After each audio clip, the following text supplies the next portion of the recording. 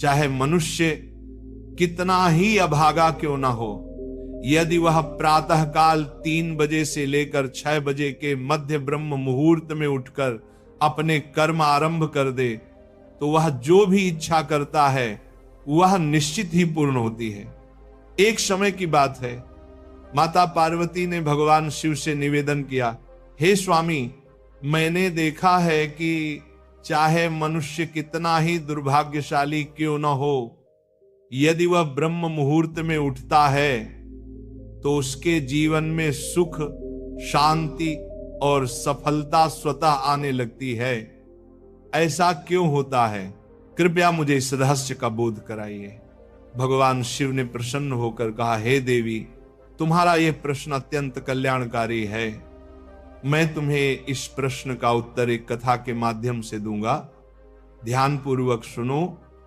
जो मनुष्य इस कथा को पूर्ण श्रद्धा से सुनता है वह कभी भी इस अमूल्य अवसर को अपने हाथ से नहीं जाने देता। ब्रह्म मुहूर्त का रहस्य जान लेने के पश्चात उसका संपूर्ण जीवन परिवर्तित हो जाता है। बहुत समय पूर्व की बात है, काशी नगरी में दीनू नामक एक बालक रहता था। वह हृदय से अत्यंत अच्छा था, किंतु उसमें एक बुरी आदत थी। वह प्रातःकाल बहुत देर से उठता था। घर के लोग उसे प्रतिदिन जगाने का प्रयत्न करते, परंतु वह प्रातः 9 बजे से पहले कभी नहीं उठता था। जब वह बालक था तब उसके परिवार वालों ने सोचा कि समय के साथ उसकी ये आदत सुधर जाएगी, परंतु जैसे जैसे वह बड़ा होता गया ये आलस्य और भी दृढ़ होता चला गया। दुनिया इधर से उधर हो जाए, किंतु दीनू कभी जल्दी नहीं उठता था। उसके पिता उसकी इस आदत से अत्यंत दुखी रहते। धीरे धीरे उस पर नकारात्मक शक्तियों का प्रभाव बढ़ गया। वह सबको पलटकर उत्तर देने लगा। मन सदैव उदास रहता और उसके स्वास्थ्य पर भी विपरीत असर पड़ने लगा। जब उसे ज्ञात हुआ कि उसके सभी मित्र जीवन में सफलता प्राप्त कर चुके हैं, तब वह और अधिक विषादग्रस्त हो गया। ईश्वर को कोसते हुए वह बार बार कहता, मेरी किस्मत ही खराब है, मुझे कुछ भी नहीं मिलता। परंतु उसके पिता यह भली भांति जानते थे कि उसकी असफलता का वास्तविक कारण उसका आलस्य और देर तक सोना है। एक दिन उसके पिता को एक महान सन्यासी के विषय में जानकारी मिली। उन्होंने निश्चय किया कि वे अपने पुत्र की समस्या लेकर उस सन्यासी के पास जाएंगे। वे उस सन्यासी से मिले, सब बात बताई।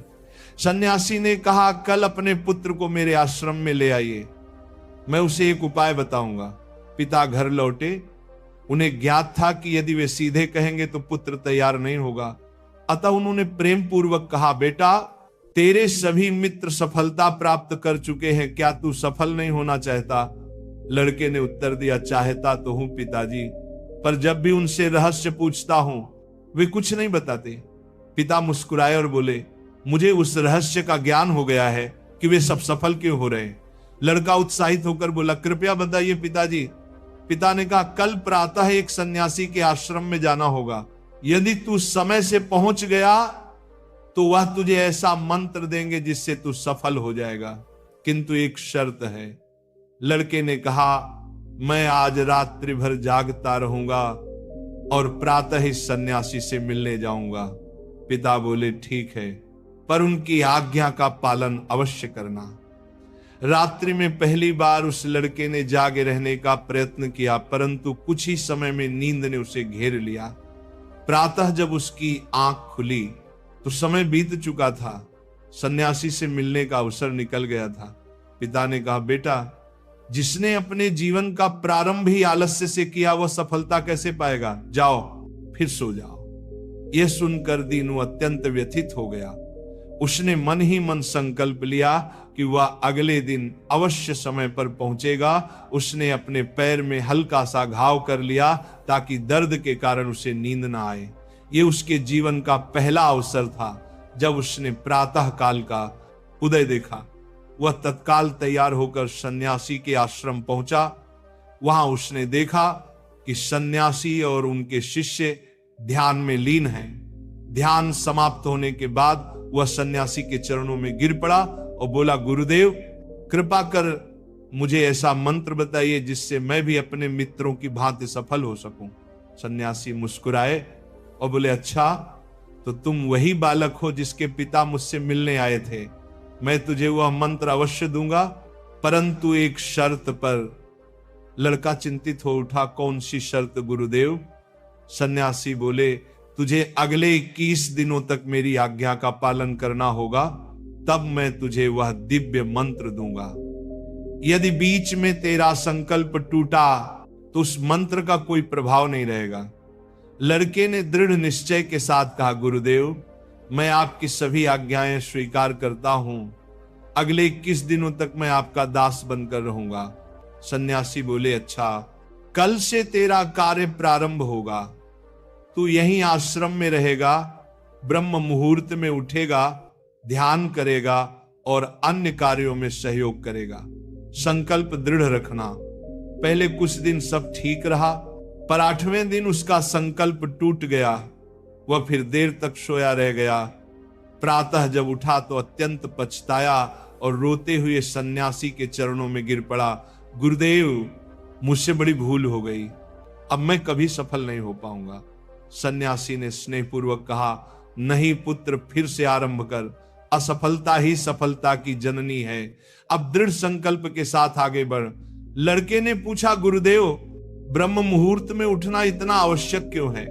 यहां सब लोग इतनी जल्दी क्यों उठते हैं? तब सन्यासी ने उसे गूढ़ ज्ञान दिया। रात्रि को 4 प्रहरों में विभाजित किया गया है। पहला, रुद्र काल संध्या 6 बजे से 9 बजे तक। दूसरा, राक्षस काल रात्रि 9 बजे से 12 बजे तक। तीसरा, गंधर्व काल रात्रि 12 बजे से 3 बजे तक। और अंतिम मनोहर काल, जिसे ब्रह्म मुहूर्त या अमृत बेला कहा जाता है, प्रातः 3 बजे से 6 बजे तक। यह समय होता है जब नकारात्मक शक्तियां निष्क्रिय होती हैं और दैविक शक्तियां सक्रिय हो जाती हैं। ब्रह्म मुहूर्त अर्थात देवताओं का काल। इस समय देवता पृथ्वी पर विचरण करते हैं और जो मनुष्य जागृत रहता है उस पर उनकी कृपा होती है। इस समय मनुष्य का मस्तिष्क शुद्ध और शांत होता है, विचार रहित होता है। यदि समय अध्ययन किया जाए तो ज्ञान दीर्घ काल तक स्मरण रहता है। प्राचीन काल में लोग सूर्यास्त के साथ दिन का अंत करते और सूर्योदय के साथ आरंभ। यही प्रकृति के साथ तालमेल का रहस्य है। लड़के ने कहा, गुरुदेव यदि मैं ब्रह्म मुहूर्त में उठूं तो मुझे क्या करना चाहिए?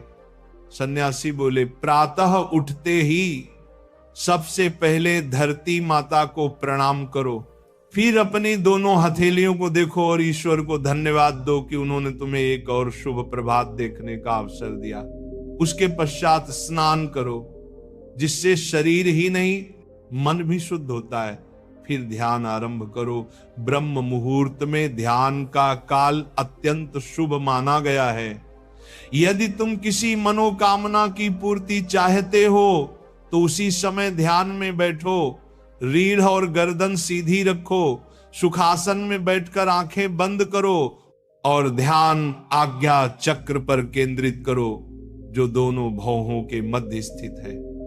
श्वास को लंबा और गहरा लो, कुछ क्षण रोक कर रखो, फिर धीरे धीरे मुख से बाहर छोड़ो। इस प्रक्रिया को 3 से 4 बार दोहराओ। इस दौरान अपनी मनोकामना को मन ही मन दोहराते हुए अपने इष्ट देवता और गुरु का चिंतन करो। जब यह अभ्यास प्रतिदिन किया जाता है तो इच्छा अवचेतन मन तक पहुंच जाती है और शीघ्र ही पूर्ण होती है। यही आज्ञा चक्र की शक्ति है। उस सन्यासी ने कहा कि ब्रह्म मुहूर्त में किया गया संकल्प कभी व्यर्थ नहीं जाता। इस समय ईश्वर की कृपा विशेष रूप से प्राप्त होती है। लड़के ने अगले 21 दिनों तक पूर्ण निष्ठा से इस नियम का पालन किया। अब वह अनुशासित, शांत और प्रसन्न चित्त बन गया था। 21वें दिन वह प्रसन्न भाव से सन्यासी के पास पहुंचा और कहा, गुरुदेव मैंने 21 दिनों का संकल्प पूर्ण कर लिया है, आप कृपया मुझे वह सफलता का मंत्र बताइए। सन्यासी मुस्कुराए और बोले, पुत्र, पिछले 21 दिनों से जो अभ्यास तू कर रहा है वही तेरा सफलता का मंत्र है। जो व्यक्ति ब्रह्म मुहूर्त में उठकर ध्यान करता है वह जीवन में कभी असफल नहीं होता। तूने ब्रह्म मुहूर्त का रहस्य जान लिया है, इसे जीवन पर्यंत निभाना यही तेरा सिद्धि मार्ग है। लड़के ने कृतज्ञता से उनके चरणों में प्रणाम किया और प्रतिज्ञा ली कि वह सदा ब्रह्म मुहूर्त के नियमों का पालन करेगा। भगवान शिव ने कहा, हे पार्वती, अब तुम्हें ज्ञात हो गया होगा कि ब्रह्म मुहूर्त का क्या महत्व है। माता पार्वती बोली, हे स्वामी, अब मुझे ब्रह्म मुहूर्त का संपूर्ण ज्ञान प्राप्त हो गया है। इतना कहकर माता पार्वती ने भगवान शिव को प्रणाम किया। यदि यह कथा आपको प्रेरणादायक लगी हो तो इसे अवश्य दूसरों तक पहुंचाइए।